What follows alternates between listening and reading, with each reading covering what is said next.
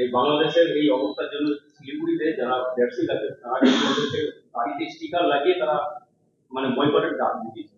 বাংলাদেশের লোকজনকে তারা গাড়িতে তুলবে না বা ওখানকার স্থানীয় ব্যবসায়ীরা তারা বয়কটের ডাক দিয়ে দিয়েছে। খুব ভয়ঙ্কর ব্যাপার হচ্ছে যে বাংলাদেশ, দেখুন আমাদের পড়োশী দেশ বাংলাদেশ, দুটো দেশের ভূগোল এক, ভাষা এক, সংস্কৃতি এক, সব খাদ্য এক, আমাদের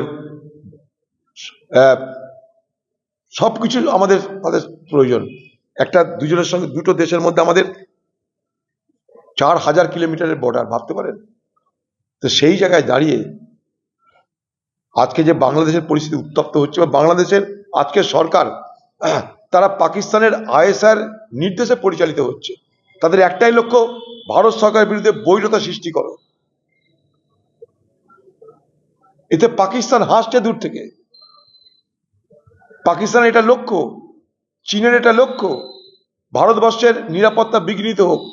আজকে বাংলাদেশের ঘটনায় ভারতবর্ষের নিরাপত্তা বিঘ্নিত হচ্ছে, তার ছোট ছোট নমুনা। কেউ বলছে বাংলাদেশের মাল বয়কট করো, কেউ বলছে বাংলাদেশে দেখলে গাড়িতে তুলো না। ঠিক উল্টো পারে একই জিনিস হবে।